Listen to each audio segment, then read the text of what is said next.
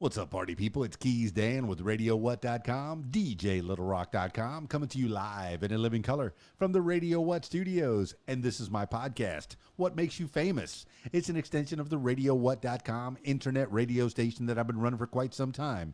And if you need DJ services, where do I always send you? DJLittleRock.com. One more time, DJLittleRock.com. Check availability and get a free price quote, and maybe you can have me at your next event. You know I like to party with the people. The people need to be entertained. Are you not entertained? Let me entertain you. Oh, today on the program, I have Naru Kwina. Oh, my goodness. All right. I'm very excited to talk to Naru Kwina. Who is that? Well, you're going to find out in the next few minutes, so stick around. Yeah. Oh, big shout out to Heston Cleveland for putting us together. I appreciate that so much. Heston Cleveland, you are the man. I mean, you're not just promoting your mom, who you love, Carrie Cleveland, the very exciting, the very one and only Carrie Cleveland, who did so much great music that I've been playing on RadioWhat.com. But you also promote some of the new kids and some of the older kids that are out there doing what they do, man. You find stuff that you like and you promote it. Thank you, Heston Cleveland. I appreciate that. All right, this week's shows. I have one public show, my faithful Friday night party at the Rab in Conway, Arkansas. I appreciate them so much for having me out there every Friday night, or at least 50 Friday nights out of the year. There must be like one or two that I can't make it to out of the year, but not too many, I'll tell you. I'm usually out there Friday night at the Rab in Conway, Arkansas. Video dance party, karaoke jam. Yeah, I said karaoke. You're the stars of the show. Friday night at the Rab in Conway, Arkansas. Have I said it enough? They got a full bar. The kitchen's open. Pool tables. Pool tournament on Friday nights. So if you're trying to make some money, playing pool, you could do that at the Rab. They got 10, count them 10 diamond style pool tables. That's very, very cool. I don't know what a diamond pool table it is, but they look cool, and the people seem to like them. I mean, they keep them nice and level, and the felt is very nice and clean. Yeah, they take care of those pool tables at the Rab in Conway, Arkansas. And you can sing right there next to me. There's some good people, good food, good drinks at the Rab, Conway, Arkansas. Friday night at 8 p.m. until 12:30 in the AM. Come and see me. Come on out. And then on Saturdays, I save them for weddings, private parties. This week I have a kid's birthday party that starts about 5, and then about 7, 8, they put the kids off to bed or send them out to the different area, and then we go until 11, and it's going to morph into an adult party. I'm kind of excited about that. Usually it's one or the other. I do a ton of weddings, a lot of weddings, at least 50 weddings out of the year. I mean, when I was in the Florida Keys, it was sometimes 100 weddings in a year. So it was pretty good. It was pretty good. I love doing weddings. But let me tell you, when a birthday party comes up or something different, a corporate event, it's nice little change of pace. So I'm kind of excited to see what the kids do in the beginning and then what the adults do at the end of the night. So unless you're invited to that party, you can't come. Nah. Only reason I mention it, because I'm excited. I have a party on Saturday night. All right, that's enough intro. Let's get into it with Naru Kwina.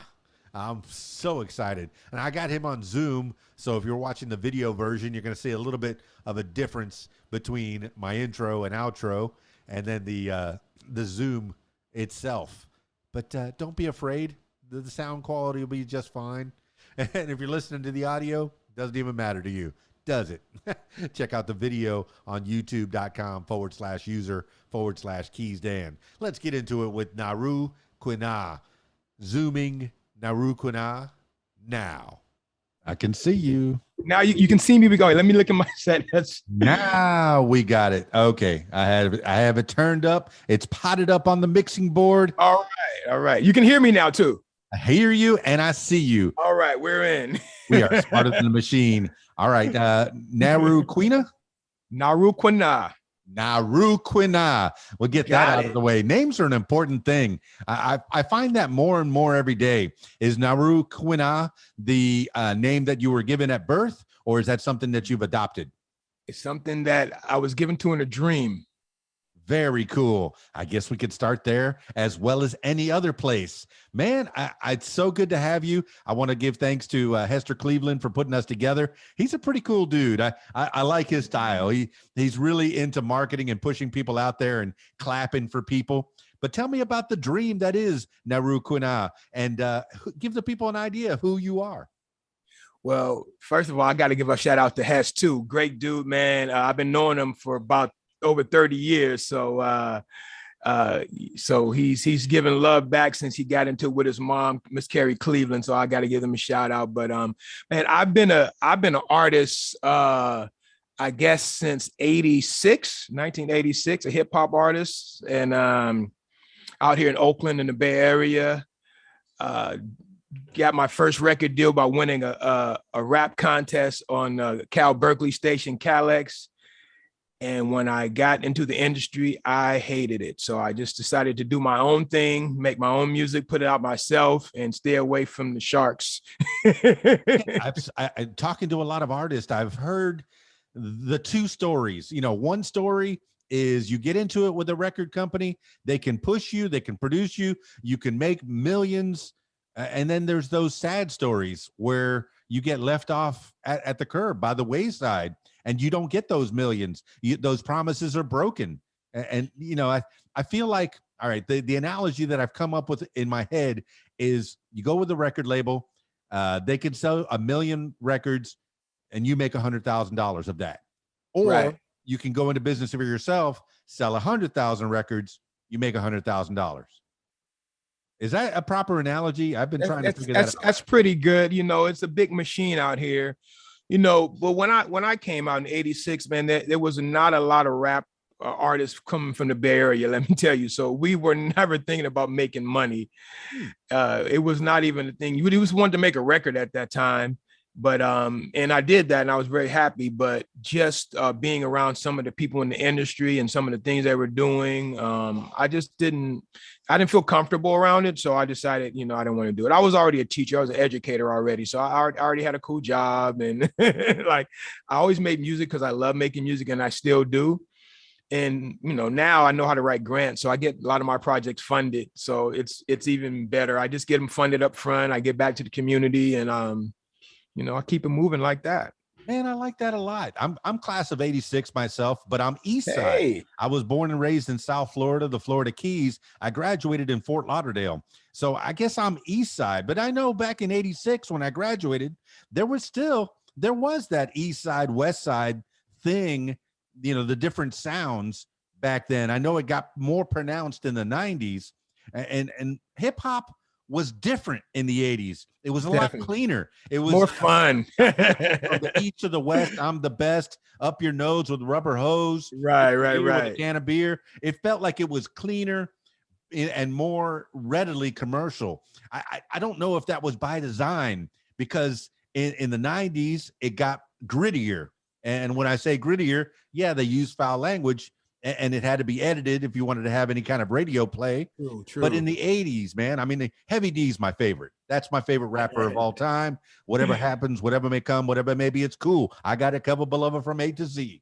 I love it. His rap, man. Diddly D. What were your ideas of hip hop growing up? Did you graduate in '86 or what? No. I'm class of '83. So 83. So I heard hip hop for the first time in '79. Rapper's Delight. So out here on the West Coast in Oakland, we thought that was it. That's how you rap. That's it. And then I started hearing Curtis Blow and stuff like that. So that's the stuff that we were used to. It was not too heavy. I remember we heard The Message. That was kind of like the heaviest song out, and you look back at it now and it's like so tame, like compared to some of the stuff that came out since it. But I remember just vividly hearing The Message and saying, wow, you can rap about more than partying and having fun. Like this is some real serious stuff. And it kind of painted a picture of what New York was like, since I had never been there. kind of like got events like, wow, it sounds a little bit like kind of where we're from, some of the areas in our hood too. So kind of, I mean, I'm not dissing like when like the gangster rap and all that stuff came out. I think they were talking about the realities, but now I think some people they rap about stuff that they're not doing. It's like they've never seen. It's like they're just doing it to make money, and that's, I kind of have an issue with that. But well, do you think that gets influenced by the people that have come before, or do you think that there's record labels that say, oh, that guy made a hit saying stuff about that, why don't you do the same thing and then sign on this dotted line? And it kind of it limits them to talking about things that maybe they're not into, or maybe things that you don't want your kids to know about at a certain time. Yeah, I mean, I think it's even deeper than that. I think it's kind of like by design now, because you remember back in the 80s and 90s, like we at least had a balance of different types of hip hop styles. You would have the Public Enemies talking about political stuff. You'd have the fun loving stuff like Bismarcky. Heavy D was really fun, and had some great music. I like that you mentioned him, because he never cursed in his music, but it didn't sound super soft either. Like I loved a lot of his stuff. So it was just a variety, but now if I don't know, I don't even listen to the radio anymore, to tell you the truth. So I'll be the last person that could judge. I literally stopped listening to commercial radio when this artist, remember Tone Loc? Oh, for sure. Wild Thing. Yeah, I hated that song. Cole Medina.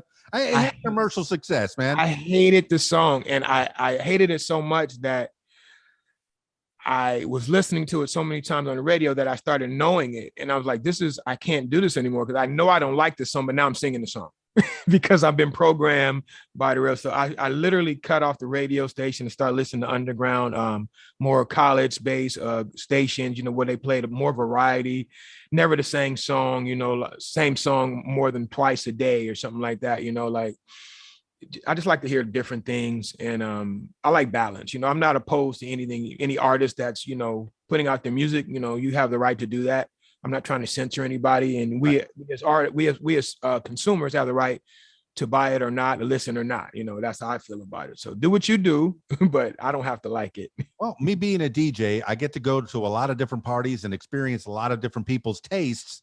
And yeah, if I pull out Wild Thing for a certain age group, they're going to flip out and get on the dance floor. Exactly. But then, I 16, 17-year-old parties, 18-year-olds, sometimes I feel like, am I losing touch? I mean, I know they're having a good time, and I'll say, hey, throw me a request, and I'll make sure I put that on for you.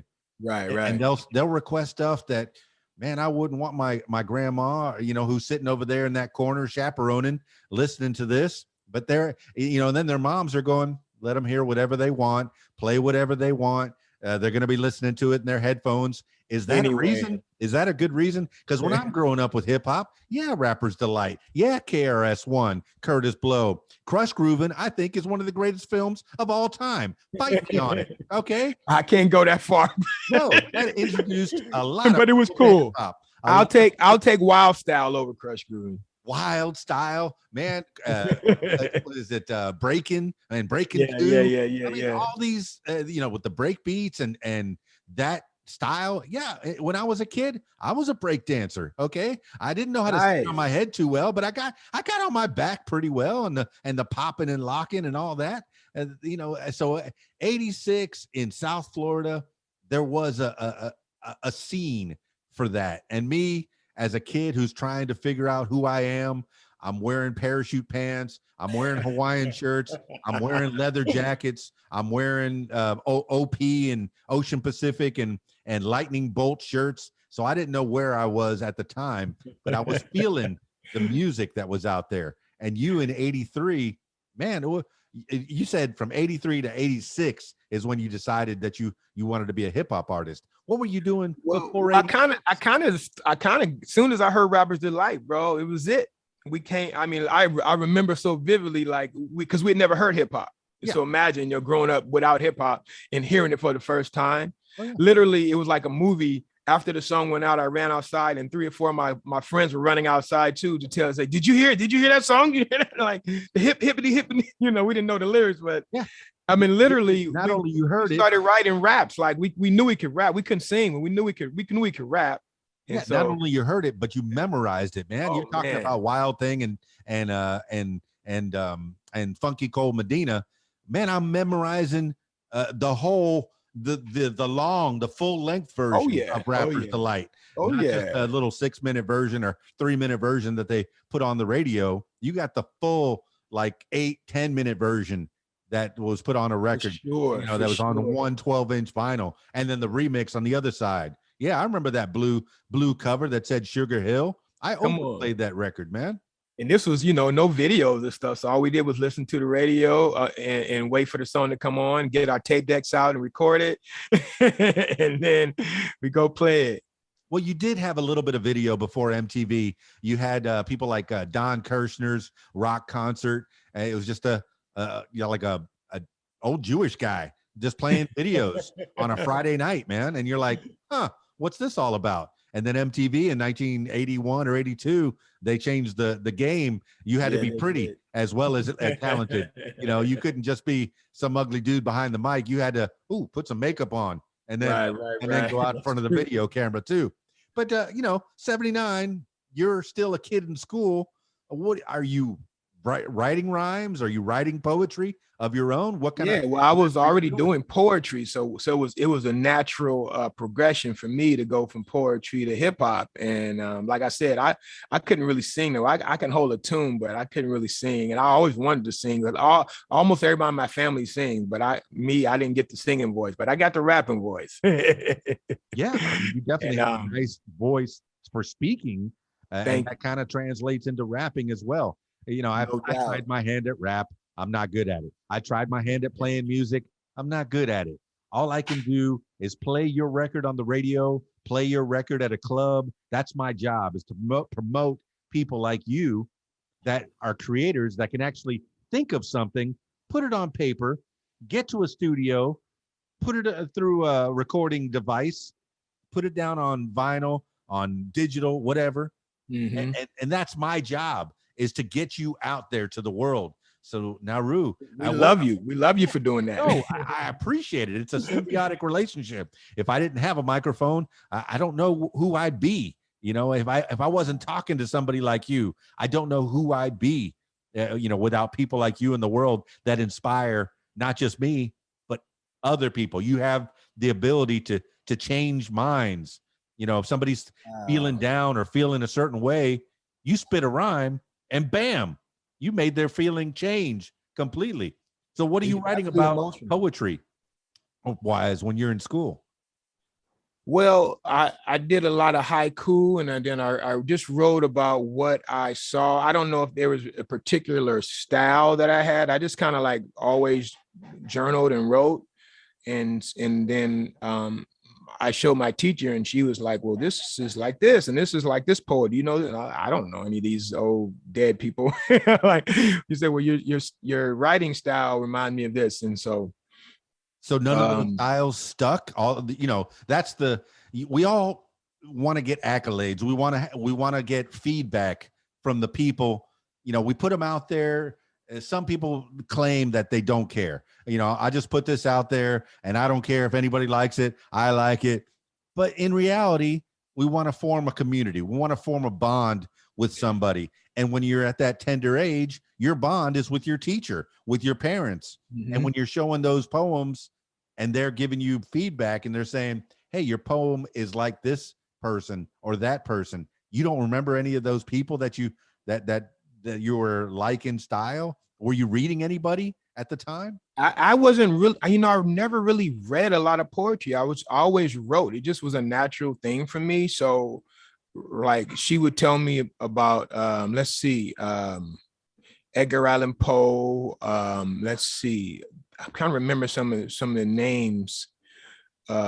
It was some guy who wrote haiku because she liked my haiku. I did read haiku. I wrote about the style, but I don't remember who it was. Like, this was a long time ago, bro. I don't remember all these names. No, I get it. I remember that in school, I had to read Romeo and Juliet and Alas Babylon and Tom Sawyer and Huckleberry Finn, and I had to read and Catcher in the Rye. There's different books that you read in school, and even before that, I was reading the Cat in the Hat Oh and yeah, Wizard of Dr. Oz and Seuss. stuff Dr. like that. Seuss is my man. Yeah. That's a rhyming cat right there. Yeah, that's a cat that makes up his own words, much like Rapper's Delight. Yeah, Oh, yeah. and Frankie Smith from the Double Dutch Bus. Double I Dutch. only mentioned him because he gave me a shout out for Radio What, and I was very That's excited. what's up. He said, this is Frankie Smith. He's on the radio. And I was like, oh yeah, WHAT. But that's a guy that affected me when I heard the Double Dutch Bus, or I heard songs like that, man, that they make up their own rhymes way before Snoop Dogg took the Izzle for Rizzle. Well, he stole that from the Bay Area anyway. Yeah, I mean, that's Bay Area talk. For Shizzle, that was all our talk. Well, the Bay Area gets slept on a lot. We come up with a lot of stuff, and people roll with it. We're kind of the stepchild. You want to curse in front of your parents. That's how you hide the curse. For Shizzle, for Rizzle, Manizzle. That's how you hide the cursing. And then you develop your own speak. But you say the Bay Area, that's what it's known for. It's all up. Oh yeah, definitely, man. We're super innovative people out here. Definitely known for hustling, selling our own music. You got, guys like Too Short, who was, came out and selling his own cassettes on the back of the bus. And, he inspired a lot of folks to do that, him and his partner, Freddie B. And a lot of people, give the Bay Area their props. They say we got our hustling game from the Bay Area. A lot of people down south really took note of what was happening out here. And they weren't, kind of New York were kind of like holding up their nose to anybody who wasn't from New York back in the day who was trying to rap. They were like, oh, that's not real rap. But what ended up happening is people said, we're going to just rap about what we see in our communities, and we're going to rap in our style. So out here, we really like the deep bass lines and, the hard beats. So the South kind of adopted that from us as well. And so I just give props to the Bay Area. We have a rich history of music anyway. Look at Sly and the Family Stone, groups like the Pointer Sisters, and, some early Tower Power type stuff. We had some really cool music coming out of this area, and that we were all listening to and loving. So hip hop was just a natural progression for us. And we don't have like a one sound. That's the thing. Like you hear certain sounds. Oh, that's from the South. That's from New York. But the Bay Area, when we have we got, Digital Underground coming out of here, MC Hammer, Tupac, like that's three totally different sounding sounds of music. I don't want to say genres, but different styles of rap. And, so they're just not just one thing. Everybody does their thing out here, Well, you're bringing up a great point, man. People that go, oh, I don't like hip hop, I don't like rap. You just haven't heard the right kind of rap. You just haven't heard the right kind of hip hop, the one that really speaks to you, the one that goes through you. You mentioned MC Hammer. You mentioned Too Short. I'm a Player. I play that almost every other Friday night. There's a guy that comes in and says, hey man, play I'm a Player. And I was like, I know what you want. I know what you want. And then towards the end of the night, man, in the late night, that's a great tune to bring people out. And you're like, man, that's right. But then you talk about Digital Underground, and I know Gone Too Soon. Greg. No, rest in peace. Oh my goodness, man. And even Heavy D and all these people that have gone. And I guess that happens as you get older, is you start losing the people that you grew up with, but you hope that they're teaching the next generation.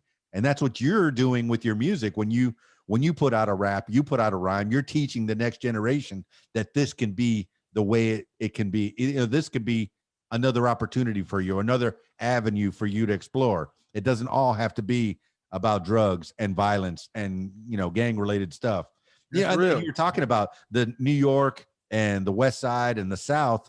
That's our gangs, man. That's how they kind of formed our little gangs. But I hope that the community is getting a little more tight. When you meet a rapper from the South and then one from the West Side, hopefully they get together and get along, right? Is that what? Oh yeah, it's way better now than it was back then. I think people were just trying to carve out a niche and then didn't realize that there was enough for everybody. So everybody's, real. I mean, hip hop is a real aggressive and competitive sport to me. It can be real cutthroat too. So a lot of people think it's only enough for them. They want to be the best, and But you start listening to other areas and like, man, I really like the way rappers from the South sound. I like their style. I like their voices. New York has a certain energy about it. And, you know, about here in the Bay, we're kind of more laid back. LA kind of has their, you know, they kind of cornered the gangster rap market, but there's some great artists coming out of there too, who do other things, you know, like Freestyle Fellowship and guys like that, who do some real lyrical music. For me, you know, I just make music because I love it. And I started a company called Hip Learning, where I teach with hip hop. I teach science and I teach life skills, and I teach right now we're doing stuff about the environment. So I know that hip hop can be used as a tool for education. So that's kind of how I like to use it in my everyday life. Like I'll give you a story. I couldn't pass the written driver's test, and here in California, it was so hard. So I made a rap out of it and to memorize the laws, and then I was able to pass that way. So I know it's an effective way. Everybody learns in a different way. Some people learn more audio. Some people will learn by tactile touching things. Others can just read something and that's it, and they lock it in. And so, you know, there's different methods of learning. And by being in the classroom, I learned that everybody does not learn exactly the same. So I try to just put out, you know, music that I can use to teach, because, you know, music can lock in information. Like we all sing that ABC song, don't we, all the time, and remembering what letter comes after the other. You can't do it without it. Like there's no way you're gonna say, what comes out? And I don't know anybody who can do it like that. You have to sing the song, right? You do. So, you do. you know, if I make a song about, you know, the parts of your cell or your bones, and you remember it, well, then for the rest of your life, it's going to be locked in for the most part, and you can just go back and start reciting that. So that's kind of like my goal for using hip hop in that way. But I still like to make, you know, what I call vanity music, the music that I just want to make. And sometimes I'm just a vessel. Sometimes the songs just come to me. I have no idea where they come from. I'm not thinking about making a song. It just comes in my head, or wake up or something, and I start writing. And I like a connection to the ancestor, or to the divine force, or whatever, the universe, whatever it is out here. I feel just very connected when I make music. So I'm going to always make music forever until I can't, you know, breathe anymore.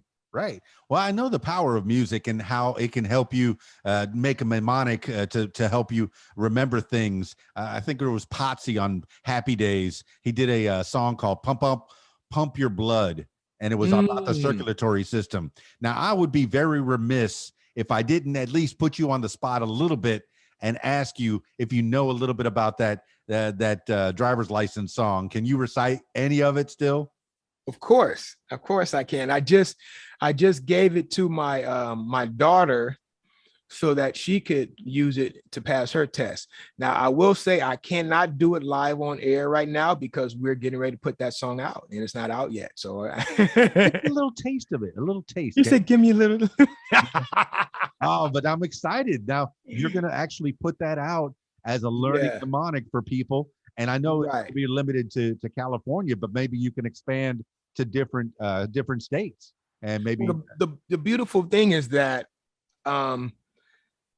if we put it out and we get some connection with the DMV out here, it'll be a way for other people to do it in their states too. And I'm not trying to hold a patent on it. I just want to, you know, for California, I will like to hold it. But if somebody out there in Florida wants to do a Florida rap, you know, if the information in the book's different, you know, hey, I say go for it. No. You absolutely should get your credit where credit is due. If you've gone through the trouble of taking your time to put out this mnemonic for people to help them with their driver's licenses, that's a very important thing. You're teaching that music can be many things. You don't have to be that guy on stage in front of 50,000 people. You could be the guy making a jingle for the soap commercial. That's one, you know, the McDonald's commercials. Some of my favorite McDonald's commercials are hold the pig, go hold the lettuce. You know, I think that's a Burger King. I think I just mixed it up. You know, no doubt. Some of those, and you're like, oh, is that a sellout? Is it a sellout, or is he just getting paid? Is he getting money? Getting paid. Hey, you know, I don't mind being behind the scenes and collecting checks while I sleep. There's nothing wrong with that. Yeah. So my company Hip Learning does well as far as when I first put it out, because a lot of teachers and parents, you know, they don't just stream your stuff. They actually want to own it and hold and download it and use it in the classroom. And then I get, hits from people all over the world, saying that they've used my song for class, and it makes me feel good. So that's my reward. But don't get me wrong. Hey, I like checks too. Hey, I know that YouTube is a place that can be used for good. I know there's a science teacher that was teaching his nephew, I think, if I'm not mistaken, he was teaching his nephew math. He would put a little video and send it to him, and put a little video and send it to him. Then he went, well, you know what? Let me just put this on YouTube. That way you could see it, right away. And then people were starting to pick up on that. People were learning calculus on YouTube. So if you could put a YouTube video out there teaching people how to drive, and for goodness sake, some people do not know how to drive. If Naru Kwina says, hey, do it this way, and it happens to help people drive, what an amazing— I'm just giving them the rules. I can't help them behind the steering wheel. But what an amazing gift you've given people is a mnemonic to help them drive. And you say it's helped your daughter. That is the most important thing in your whole life right there, is you helped your own offspring to help get the driver's license. Did she get the driver's license? Oh yeah. Well, she's got her permit now. She's 16. She passed on the first time. Me, it took me 3-4 times until I made my rap. I couldn't pass it until I made the rap. Yeah, she's in there. So did she give you credit? Did she say that the rap helped? She said it helped. Yeah, some of the stuff helped for sure. Wow. Has she shared the rap with other kids in school? No, not yet. Like I said, we're gonna put it out. It's just for the family right now, and I decided, like, since she's the only other person that ever used it, so like, you know what, I'm gonna put it out. So we're gonna re-record it, and she's an audio engineer as well. She goes to the Oakland School for the Arts. Yeah, she's a senior this year, and yeah, so we're gonna record it, and we'll release it to the world. Mostly California, but it'll be, maybe other people find it interesting too. No, that's one thing, is you put it on the internet, it's worldwide. I mean, unless there's a ban in some country, people around the world can benefit from what you're doing. All right. Well, just see, this is exciting stuff. You never know what you're going to get when you're talking to people. And that is exciting to me. And I know if it's exciting to me, it's going to be exciting to somebody else. So you can teach people how to drive the hip hop way, man, with hip learning. I like that. Well, tell people how hip learning, does it have a physical place where people go after school, or is it online learning? What is that?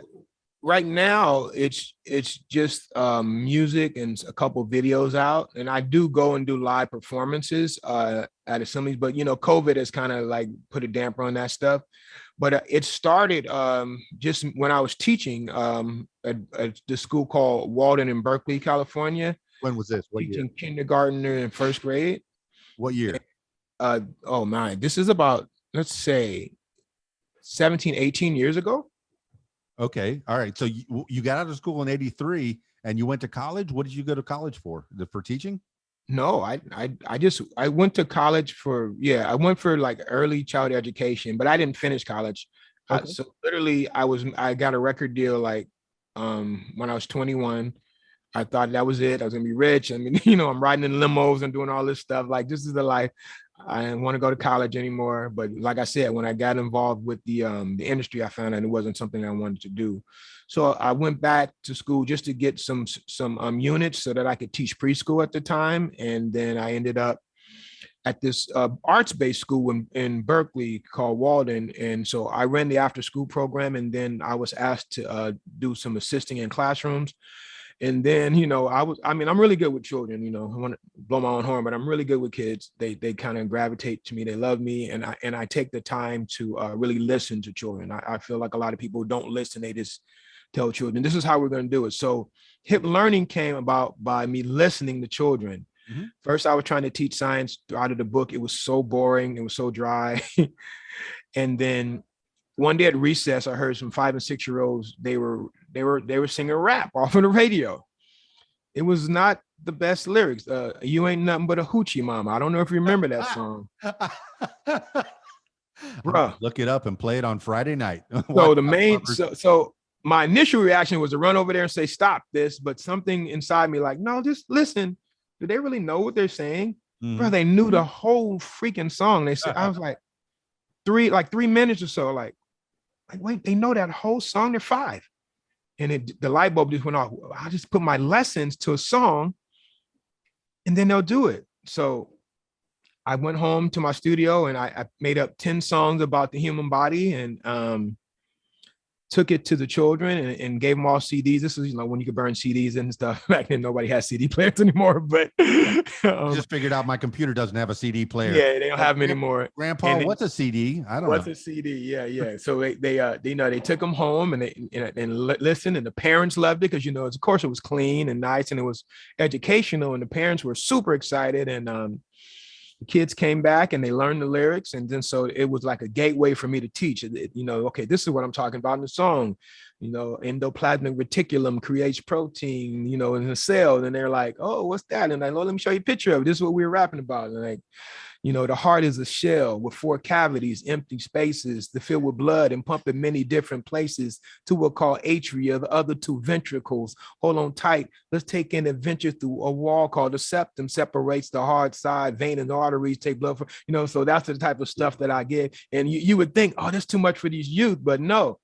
They learned it, and by the end of the year, they knew more than the 5th and 6th graders about the body because they had these songs and they would just go around, and then the other teachers were like, "Well, can we use it for our children?" And so it ended up me turning into a small business. I wrote a grant for it. Me and my wife, give a shout out to her. She's awesome, and we got a $35,000 grant to put that project out and make a play and produce it. And it was fantastic. It was like, wow, I'm using my hip hop in a way that I really love, and I'm not hurting anybody. I'm actually helping people, and it feels good. It feels good to do it. So that's how hip learning came about. Shout out to my students who were singing the dirty song. Good things come from all kind of ways, man. I never would have thought that would turn into that, but that's what it did. Well, one of the things with the downsides of a lot of public schools is they beat that creativity out of the children. They do teach you one way. This is the textbook. Open it up to page 60. That's what we're learning, word for word. Do you have a question? No questions right now. We're going to read this word for word, and you're going to have a test on this word for word. It sounds like you have the ability to take what the children are already into and turn it into a lesson. Oh, definitely. They can use for life. Definitely. I mean, the circulatory system. Can they hear these songs, or are these songs available on YouTube? Oh yeah, these songs are worldwide. Yeah, these songs are available. Hiplearning.com, and then I just put another one out called Hip Learning: Our World, Our Planet, where we're talking about the environment. We're talking about access to water. We're talking about electric cars, vehicles, eating vegan, plant-based diets, all kind of things. So the new one is out too. And so we're just starting to do video. I started a video production company, so we're going to be making a lot of videos for that right now. And so, but yeah, hiplearning.org is where you can, or .com, either one, you can find the hip science one I'm talking about.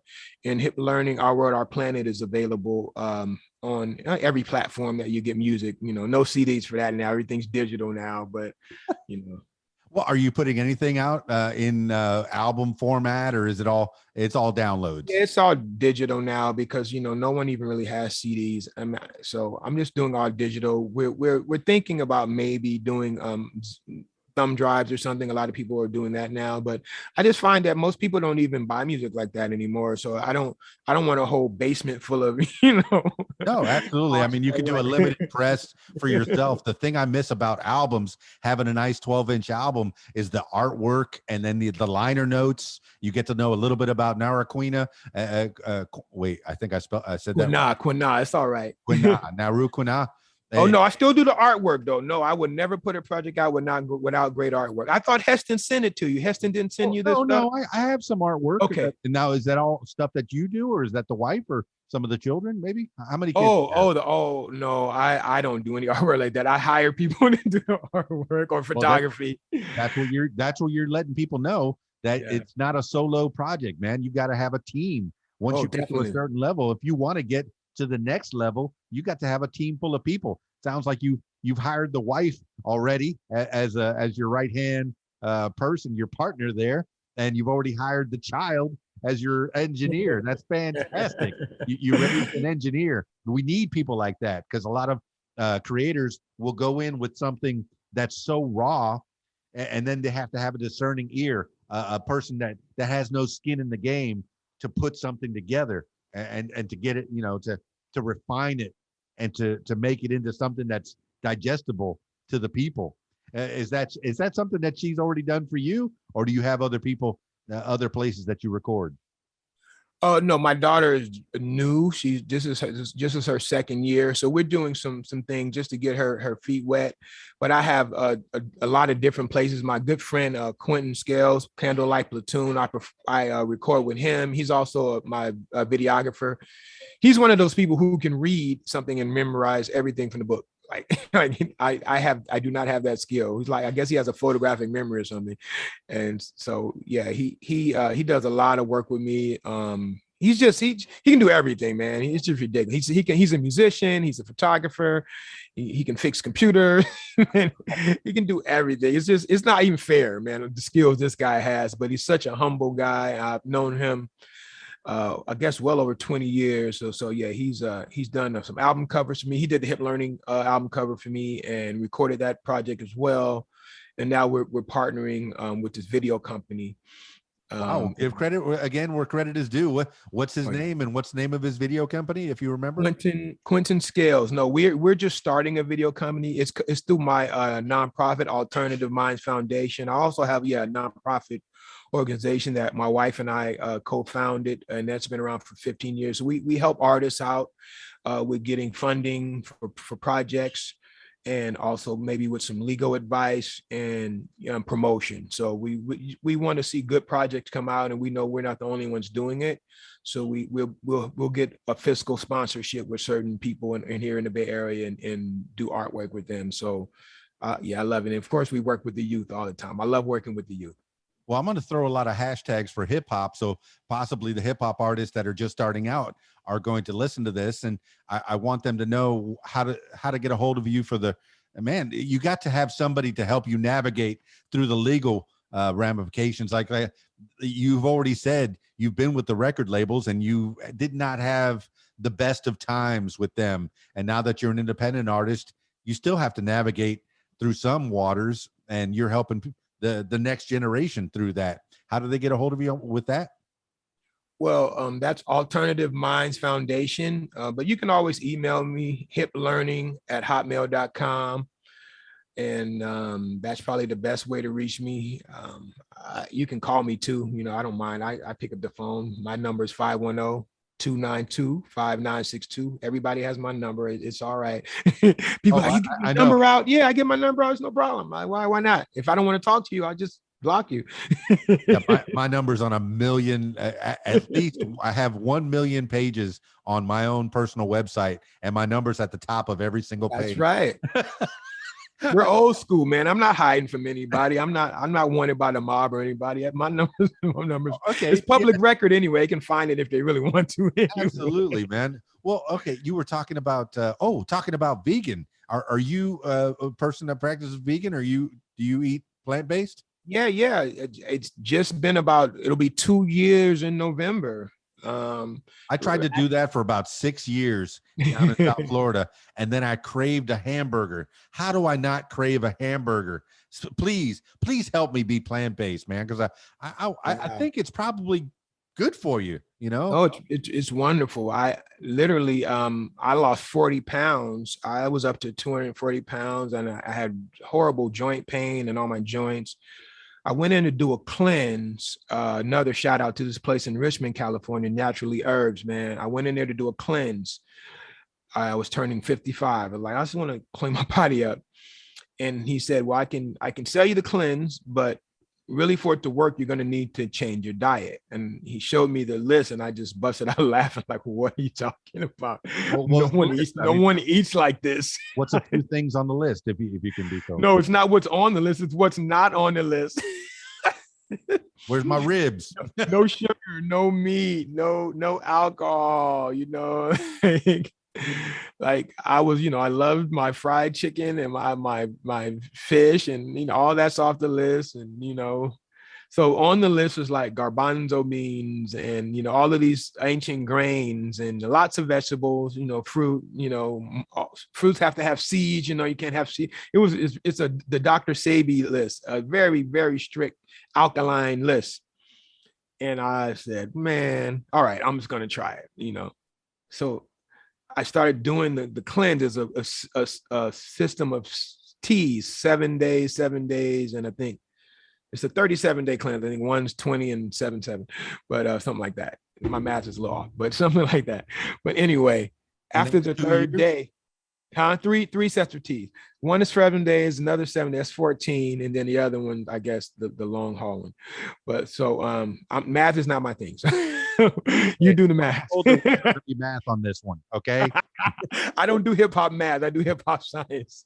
Oh, okay, all right. I figured you produce. My daughter's a math whiz, though. Well, Schoolhouse Rock did a math songs. I love. Oh yeah, there's tons of math hip hop out, tons of it, tons of it.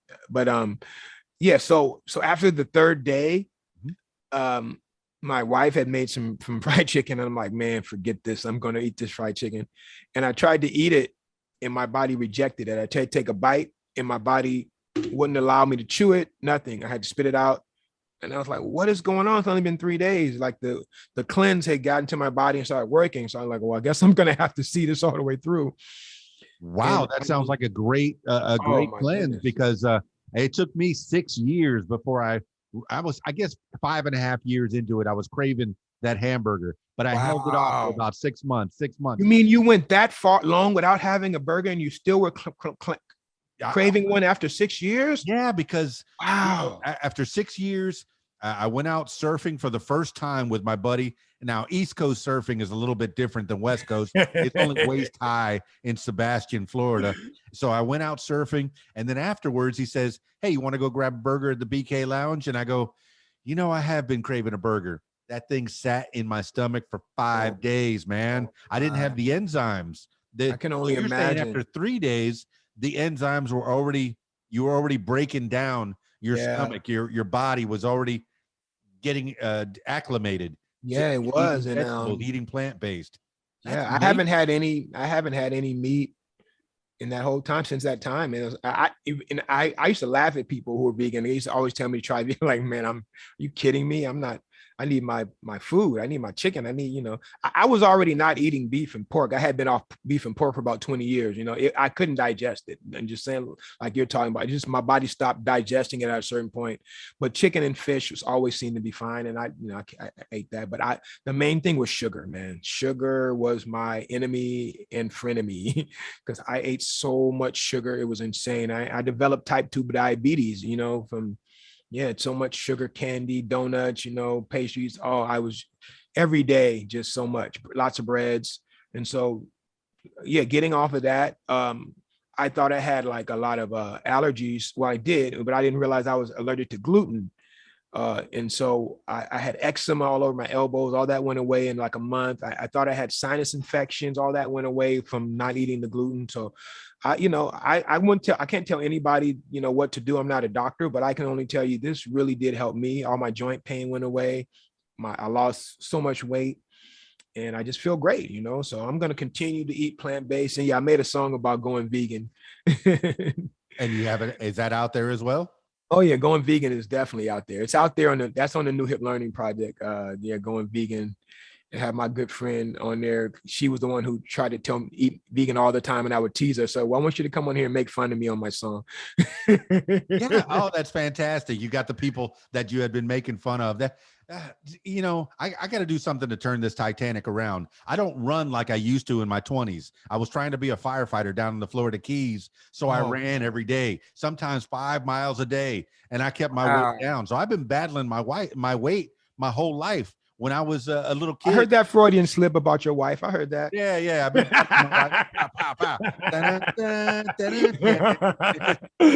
You know, when I was a little kid, you know, I was husky. You know, that's the pants they got me. And, you know, but it wasn't until I had a goal to be in the fire department, and even I guess in high school I was a swimmer, but I had a goal to be in the fire department, so I started running, and that's the only way I could combat the weight. But then I started eating healthier. I was in the Florida Keys, and a lot of people down there have that vegan life. And they go, hey, Mm. man, so I started to teach myself to drink juice and cleanse like that. But man, I fell off the wagon, and I fell off hard, man. I must have gained, I gained 70 to 100 pounds Oh, already. Yeah, wow. this there's at least 70 pounds that I don't need to have on this frame. And I still got energy. I'm only 52 years old, but I feel like I could be better. And I need to turn that Titanic around. I think you're inspiring me, man. I'm gonna Yeah, look into man. this plant-based. Do a cleanse first. Cleanse your body first. That's what I suggest. I think that's the way it helped me to stick. I think if you just start eating plant-based, but you don't clean your body out first and reset it's just, I don't know if it's going to take as well. So for me, that's why I said just do a nice cleanse, get all those, horrible things that are sitting inside of our body that we don't know about.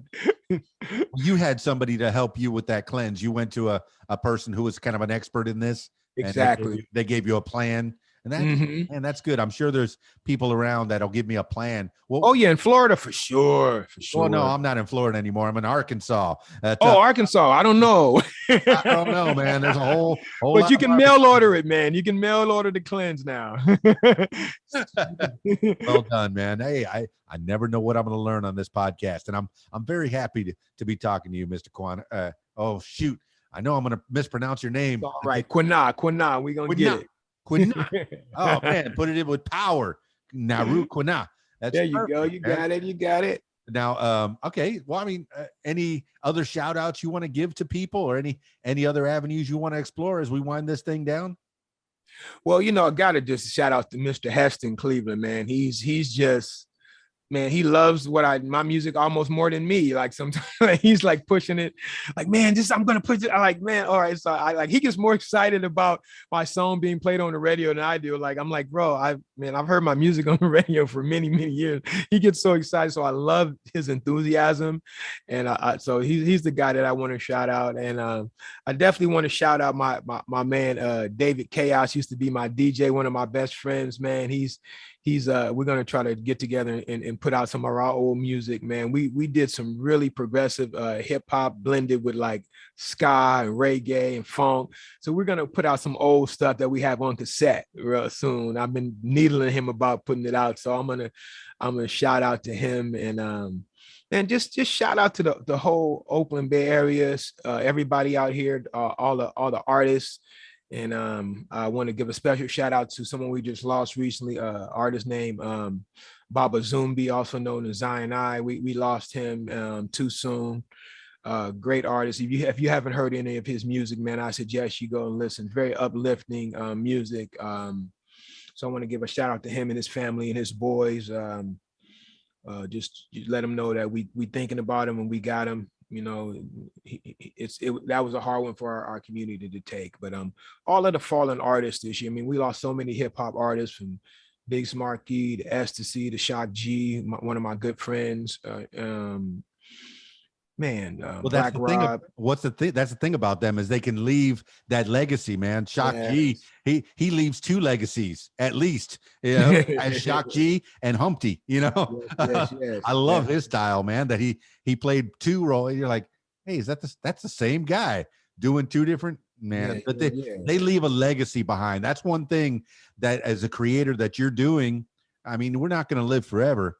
No, all we have is what we can teach the future, and that's what you're doing through your music, man. So any other shout outs, continue on that route? Well, since we talk about Shock, I'm gonna give a shout out to his brother Kent Craig. He's a blues musician. I don't know if you heard of him. He's good, man. They did a digital underground day here in the Bay Area recently for Shock G, and his brother played. And I've known his brother for a while, but man, he's an amazing artist on his own. So I want to give him a shout out. And I've already given a shout out to my man Quentin, and I got to give a shout out to my family. My wife and my daughter, and my sister, my mom, my brother. Everybody who listened to my music growing up. And let me do what I needed to do, even though they probably were tired of hearing the same song over and over as I rehearsed. Yeah. How did your mom and dad handle that? Sometimes they'll try to stifle you. Go get a real job. Were they the ones that convinced you to get into the education?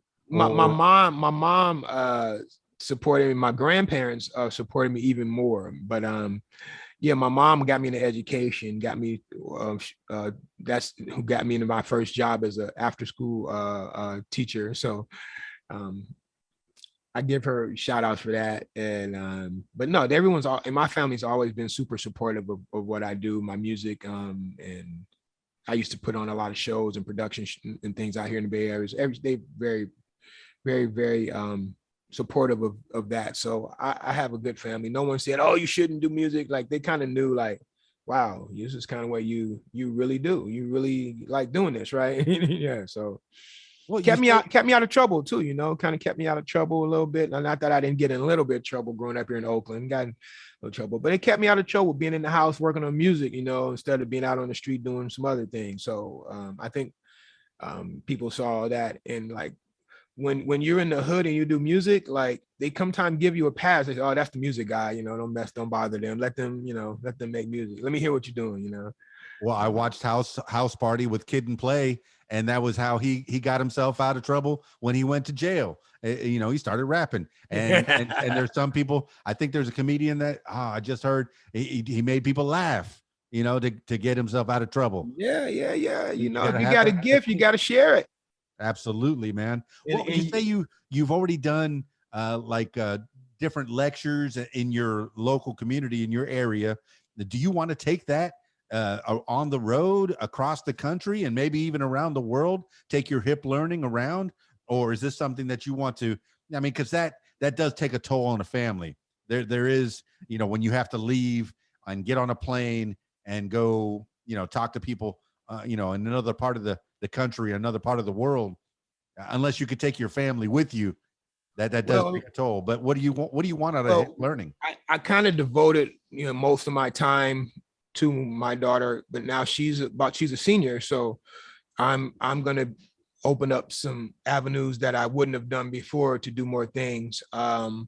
But I just felt I really wanted to be here for her for all the years. My father was not around for me, so I just could not even imagine not being around. And I used to promote shows and produce shows at night, but once she was born, I stopped doing all that. And so I'm getting back into promotions and producing events. And so yeah, I'll be doing that. And I'm not a big traveler. I don't like planes. I have a horrible inner ear problem, and it just feels like someone's stabbing me, and I have to take antihistamines every time I fly. So I'm not a big fan of that. So I'm kind of a homebody. I like to be at home. I like to be here in the Bay Area, but I'm not opposed to traveling, and I will do some. But like I never wanted to tour. Like a lot of all artists want to tour. It was never my thing. Like I would tour the my local Bay Area and until people got tired of hearing me. Well, now the dream is, and what we figured out over the last year is that a lot of people can work from home. You have a good camera, you have a good microphone, and now you're able to do these lessons from Zoom. Is that That's something true. that's what you're open to? That's what you do Mhm. mostly, is teach people, give them a little lesson on Zoom. Do you do one-on-one, or is it a multi-Zoom, or do you put videos out on YouTube, or how do people get a hold of Yeah, that? we do have a few videos up. What I have on video, I was when I was teaching when COVID hit, I was teaching from home, so I was doing science clubs, and then I was doing some science experiments online, and I haven't released those really to everyone. I just kind of was doing it for my classrooms and stuff. But we're gonna, since I said we just started a video production company, we have like a 4K, 6K camera, like really good. We're gonna start recreating those things and doing them in a way that will be, I guess, accessible to everybody and be a higher quality is the word I'm looking for. We wanted to be a higher quality. I was shooting them on my camcorder. I still have one of those old school camcorders. So. Yeah, I'm imagining some of the stuff from the 80s might have been sampled. I know that's what we were doing back in the 80s, sampling. Oh, I'm not stealing your music. I'm just sampling Right, your right, right. music. And I know a lot of people got in trouble for that. So as long as you have the rhymes still that are your own, you can re-release them on beats that were made for you. And Oh, definitely. And the music that I put out, I make all the music or some of my friends. So we don't even have any real samples in our music. I know a lot of great musicians, so there's no reason to do samples right now. Although I love sampling, I love doing shows where I'm just rapping over sample beats, but I haven't really put out a lot of material since what I guess late in the 80s when you could sample before the laws came out. Now I that's too much. I don't want to deal with all the paperwork. I'll just make my own music. Yeah, with Fruity Loops, and I guess now it's FL Studio. That's what it became. And there's a lot of beats out there, and that you can get, and there's even people that sell beats, and that's Oh yeah, yeah. uh, I definitely got some beats. Shout out to this group Temper in the UK. I got a whole package of beats from them, and I produced this other album called The Gospel. With their music is amazing, and yeah. So you can, I mean, they lease them, they don't even sell them. So like you and 1,000 other people have the same beats, but it's all right. You're just making music, because you love it and you want to rap over it. You're probably not going to make the same exact song as somebody else, even though they have the same music. So I think it's kind of cool. well, these are people helping people. They're using the internet for good, and that's a nice thing, man. As well, I'm glad, man. It's nice. It's nice to know you. It's nice to finally meet you, Naru Kwina. Hey, you got it. I love that. I love the power at the end of that name, and that's something that you chose for yourself in a dream. Tell me how that name came about. I think we didn't even record that part. Well, yeah, I had wanted to change my name for a long time. Like my original name, which I don't speak anymore, was just just to say it had a Roman numeral 4 at the end. It just did not fit me at all. It was just like I would go to interviews and they look at me like that can't be you. That's not that name doesn't. And so I don't know. Like I had a dream one night, and one of my students, her name is Ziamara. She's an artist as well. She's amazing. She came to me in my dream and said, "Naru." I was like looking around, like, "What? Who's that?" She said, "That's you. That's you." And when I woke up, I remember, like, "Oh wow!" And it felt like a boulder lifted off my shoulder. Like that was my name, and it fits me way better than my old name. And a lot of people had a hard time, getting used to it, but now it's commonplace. I kind of like it now, Rukwina. Did I like it you too. figure out that it came out with is there a meaning to it? Maybe a different I call it language? new beginning. That's what I call it, new beginning, because that's kind of what it was for me, a new beginning with the new name. Very cool. Because I know my daughter's learning Japanese. Oh yes, she's learning Japanese. I really think Awesome. so. And Naru seems to be kind of a Japanese name, and Yeah, it kind of has like like a Asian type of a vibe to it, but African, then it could be style. African too. Kind of like, Right. it's just a name. I love it. It was, out here, we were left with a bunch of slave names, so it's like I don't think we really realized how deep that is until I changed my name. Like, wow, okay, this really does fit me. And the other name just was something that was given to me. So Naru Kwina, the place to find you is hiplearning.org. Is that the only place that you want people to go, or do you want you people to can connect call with you me on at social media? Alternative Minds Foundation. That's our nonprofit. Those are Can they find that link on the Hip Learning? no, but it's its own website, Okay. Alternative Minds Foundation. Okay. .org.com, all of those things. It's a nonprofit. You can find me there. But like I said, the best way to reach me is by phone or by email. That's I will hit you up. Probably phone is better. Sometimes email gets thrown into the junk folder, and I'm like, I didn't get that email. Sorry, I have 4,500 unread emails. Absolutely, man. A phone call is probably best for me, absolutely. But man, like I said, it's a pleasure knowing you. I want to reconnect with you from time to time as different things come out. When this song comes out, It'd be my honor. for the DMV. Oh, I'm going to hit you up for sure for that one. Sure, man. I think I want to feature that. That sounds great. And the science, that man, I'm glad that people have you to learn from, because that's just another way of getting that knowledge in your brain. People like you are what the world needs, man, is people that are teaching the next generation. So I appreciate you. It's good to know you, Naru Kwina. All right. I usually finish these things off with last words for the people. This could be words to live by, something you heard a long time ago, or a mantra that you wake up with every morning, or just whatever pops into your head at this moment in time. Naru Kwina, give me the last words for the people. It's important for you to not only think about what you believe, but why you believe it. That's what I'm gonna leave you with. Well, there you have it, party people. Naru Kwina, man, he is a cool dude teaching the kids. I believe the children are our future, and that man is teaching them well. And, using a mnemonic, the rain in Spain, it falls mainly in the plain, or Roy G. Biv to learn your colors, the quick brown fox jumps over the lazy dog. That's a sentence that holds every letter in the alphabet. That's kind of cool. Those little mnemonics, but mnemonics where you could learn a song set to a beat, maybe into your head, or an actual beat that you can learn some stuff that's going to help you in this world. That is fantastic. He's got a mnemonic for the DMV. He's got mnemonics for science, all kinds of science. I'm sure math is coming up. Math is coming up because math is important too.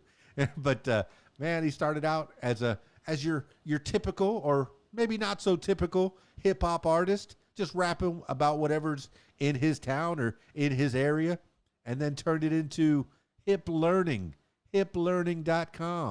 And then he's got the foundation too. That's fantastic. We need more people like Naru Kwina and his wife and his daughter. That's fantastic. The whole family is getting into it. Yes. And we know we cannot do this by ourselves. As much as we'd like to do it all by ourselves, we got to have help. I have help. I have people that I turn to when I need advice, when I need help. And the vegan thing, the plant-based thing. Maybe he's turning me around. I'm gonna have to put that hot dog down, put that hamburger down, put that rib down. Oh, but that rib, it just looks so good. Maybe I do need to do a cleanse and drop some of this weight, for crying out loud. I want to live a little bit longer. I got some time. I got plenty of people to talk to that I want to talk to. Thank you so much, Naru Kwina, for being on the What Makes You Famous podcast. Now, if you, yes, you, my loyal listener, would like to tell your story, I encourage you to give me a call, 501-470-6386, or email info@radiowhat.com. That's it for this edition of What Makes You Famous. It's Keys Dan, radiowhat.com, djlittlerock.com. Peace. I'm out of here.